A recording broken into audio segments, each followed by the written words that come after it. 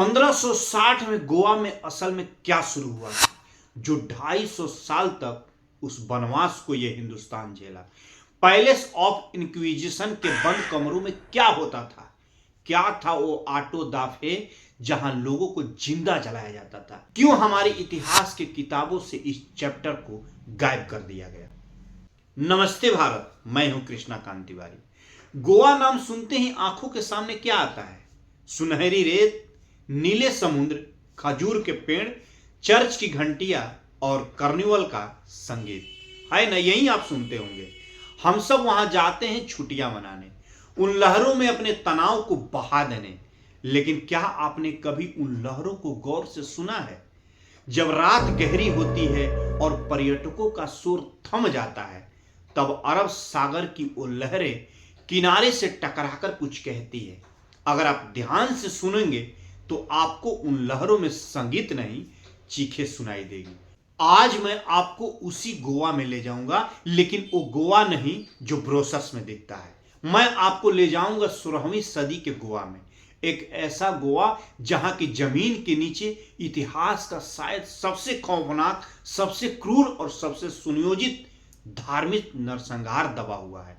एक ऐसा सच जिसे 250 सालों तक चलाया गया और फिर अगले 200 सालों तक आपसे और मुझसे बड़ी होशियारी से छुपाया गया है। यह कहानी है गोवा इंक्विजिशन की। बातें शुरू होती है 1510 में। पुर्तगाली आते हैं। अल्फांसो डी अल्बुकर्क गोवा पर कब्जा करता है। शुरुआत में सब सामान्य था, व्यापार, मसाले, सत्ता का खेल। लेकिन फिर हवा बदलने लगी। यूरोप से एक नई विचारधारा भारत के तटों पे उतरी। एक ऐसी सोच जो मानती थी कि सिर्फ उनका ईश्वर ही सच्चा है, बाकी सब शैतान का काम है। इस पूरे खेल के केंद्र में एक नाम आता है जिसे आज संत कहा जाता है, फ्रांसिस जेवियर। इतिहास की किताबों में उन्हें महान बताया गया, लेकिन 1545 में उन्होंने ही पुर्तगाल के राजा को एक चिट्ठी लिखी थी। उस चिट्ठी में उन्होंने मांग की थी कि भारत में इंक्विजिशन लागू किया जाए। इंक्विजिशन यानी धर्म समीक्षा। सुनने में यह शब्द कितना आधिकारिक लगता है ना, लेकिन इसका असली मतलब था एक ऐसी अदालत जिसका काम था उन लोगों को ढूंढना जो कैथोलिक ईसाई धर्म को पूरी तरह नहीं मानते थे। और 1560 में गोवा में यह अदालत सज गई और इसके साथ ही शुरू हुआ भारत की धरती पे भारतीय संस्कृति के खिलाफ अब तक का सबसे संगठित दमन चक्र। अब आप सोच रहे होंगे कि यह इंक्विजिशन काम कैसे करता था। क्या सेना आती थी? क्या लोगों को खुलेआम मारा जाता था? नहीं, उनका तरीका इससे कहीं ज्यादा खौफनाक था। उन्होंने डर का एक ऐसा जाल बुना जहां आपका पड़ोसी, आपका दोस्त, यहां तक कि आपके घर के बच्चे भी आपके खिलाफ जासूस बन सकते थे। सोचिए, आप अपने घर में हैं, आप एक हिंदू हैं, या शायद आप एक सारस्वत ब्राह्मण हैं जो अपनी पीढ़ियों, अपनी पुरानी परंपराओं को संजोए हुए हैं। बाहर पुर्तगाली सैनिक घूम रहे हैं, आपको डर है, लेकिन असली डर बाहर नहीं, अंदर था। इंक्विजिशन के नियम इतने अजीब थे कि कोई भी फंस सकता था।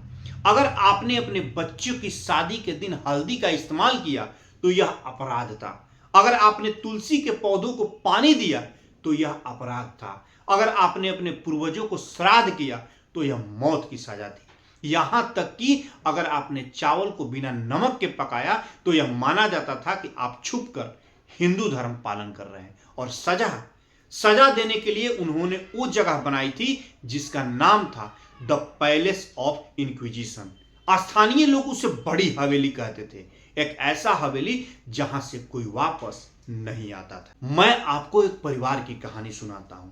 यह किसी एक परिवार की नहीं, उस दौर के हजारों परिवार की कहानी है। मान लीजिए एक पिता है, एक विद्वान ब्राह्मण, उसके पास संस्कृत और कोंकणी की दुर्लभ पांडुलिपियां है। वो उसको खजाना समझता है, उसकी वो पहचान है। एक रात दरवाजे पे दस्तक होती है इंक्विजिशन के अधिकारी का। उनके पास कोई सबूत नहीं है, बस एक शक है, या शायद किसी पड़ोसी ने ईर्ष्या में आकर झूठी गवाही दी है। वो उस पिता को घसीटते हुए ले जाते हैं। उसकी आंखों के सामने उसकी पीढ़ियों की विरासत, उन दुर्लभ किताबों को आग के हवाले कर दिया जाता है। जानते हैं क्यों? क्योंकि पुर्तगालियों का मकसद सिर्फ लोगों को धर्म बदलना नहीं था, उनका मकसद था स्मृति लोप, यानी वो चाहते थे कि आप भूल जाएं कि आप कौन थे। वे जानते थे कि हिंदू धर्म, विशेषकर स्वर्ण समाज, अपने ज्ञान और परंपराओं के कारण टिका हुआ है, इसलिए उन्होंने सबसे पहले ज्ञान के स्रोतों पर हमला किया। कोंकणी भाषा को बैन कर दिया गया। संस्कृत के श्लोक पढ़ना यानी मौत को बुलावा देना था। सोचिए उस मानसिक पीड़ा को, जब आपसे आपकी भाषा, आपकी पहनावा, आपके नाम सब कुछ छीन लिया जाए। और उस पिता का क्या हुआ जो बड़ी हवेली में ले जाया गया। बड़ी हवेली के तहखानों में इंसानियत मर चुकी थी। वहां ऐसे यातना गृह बनाए गए थे जिनकी कल्पना करके ही रूह कांप जाए। उनका मकसद जानकारी उगलवाना नहीं था, उनका मकसद था आत्मा को तोड़ना। वे चाहते थे कि आप इतना टूट जाएं कि आप स्वीकार कर लें कि आपका धर्म गलत है और उनका सही। एक ऐसी मशीन जिस पर लिटाकर इंसान के हाथ पैरों को विपरीत दिशा में खींचा जाता था, तब तक जब तक कि जोड़ अपनी जगह से उखड़ न जाए। मांसपेशियों की फटने की आवाजें उन पत्थर की दीवारों से टकराती थी।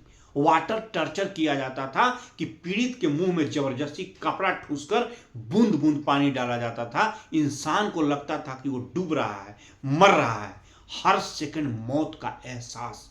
और यह सब किसके साथ हो रहा था? उन लोगों के साथ जिनका कसूर सिर्फ इतना था कि वे अपने बाप दादाओं के धर्म को छोड़ना नहीं चाहते थे। जो लोग इन यातनाओं के बाद भी नहीं टूटते थे, उनके लिए आखिरी सजा थी आटो डा फे। आटो डा फे इसका मतलब है विश्वास का कार्य। कितना पवित्र नाम दिया था ना उन्होंने। लोगों को जिंदा जलाने के जश्न को ऐसा पवित्र नाम दिया था उन पुर्तगालियों ने। गोवा के मुख्य चौराहे पे बड़ी बड़ी लकड़ियों के ढेर लगाए जाते थे। हजारों की भीड़ इकट्ठा होती थी। चर्च के बड़े पादरी ऊंचे मंच पे बैठते थे और फिर उन विधर्मियों को, उन हिंदुओं को जो झुकने के तैयार नहीं थे, उन लकड़ियों से बांध दिया जाता था और फिर आग लगा दी जाती थी। जरा सोचिए उस मंजर को। एक तरफ आग की लपटें, इंसान के जलने की गंध और चीखें, और दूसरी तरफ धार्मिक उन्माद में गाते हुए लोग। यह कोई कहानी नहीं, यह इतिहास है, हमारे ही देश का इतिहास। फ्रांसीसी दार्शनिक वोल्टेयर ने लिखा था कि गोवा का इंक्विजिशन मानवता के नाम पर धब्बा है। यह खूनी खेल 1 या 2 साल नहीं चला। आप सोच रहे होंगे कि हो सकता है यह 1 और 2 साल चला होगा। यह 1560 से शुरू होकर 1812 तक चला। 250 साल। पीढ़ियां गुजर गई उस डर के साए में। लाखों लोग गोवा छोड़कर भाग गए, अपना घर, अपनी जमीन सब छोड़कर, सिर्फ अपना धर्म और अपनी जान बचाने की। आज जो आप कोंकण तट पे कर्नाटक में, केरल में सारस्वत ब्राह्मण और अन्य कोंकणी हिंदुओं को देखते हैं, वो उन्हीं शरणार्थियों के वंशज हैं। वे बच तो गए, लेकिन एक गहरा घाव उनके दिलों में हमेशा के लिए रह गया। अब आप मुझसे पूछेंगे कि अगर यह इतना भयानक था तो हमें इसके बारे में पता क्यों नहीं? हमारे इतिहास की किताबों में मुगलों के बारे में पन्ने भरे पड़े हैं, अंग्रेजों के जालियांवाला बाग के बारे में हम जानते हैं, तो फिर गोवा के इस नरसंहार पे खामोशी क्यों? क्योंकि सच को छुपाना आसान होता है। जब उसे धर्म का लबदा उड़ा दिया जाए तो सच अपने आप छुप जाता है।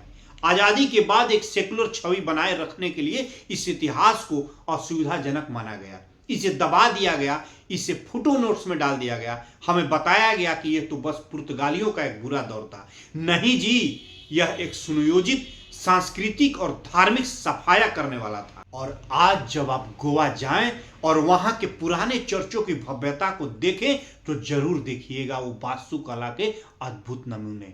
लेकिन एक पल के लिए रुकिएगा जरूर, उन चर्चों के नीचे की जमीन को महसूस कीजिएगा। याद कीजिएगा कि उस भव्यता की नींव में कितने निर्दोष लोगों का खून मिला हुआ है। इतिहास को माफ किया जा सकता है, लेकिन उसे भुलाया नहीं जा सकता है, क्योंकि जो समाज अपने इतिहास के काले अध्यायों को भुला देता है, वो उसे दोहराने के लिए अभिशप्त होता है। गोवा की लहरें आज भी वो कहानी सुनाती है। सवाल बस यह है कि क्या आप उसे सुनने की हिम्मत रखते हैं? और यदि यह कहानी आपको दिलों को झकझोर दिया हो तो ऐसे सनातनियों को यह वीडियो जरूर शेयर कीजिएगा और बताइएगा कि आपके पूर्वजों के साथ गोवा में क्या किया गया था। ऐसे ही वीडियो देखने के लिए मेरे YouTube चैनल को सब्सक्राइब कीजिए और Facebook पर देख रहे हैं तो मुझे फॉलो कर लीजिएगा। जय हिंद, जय भारत।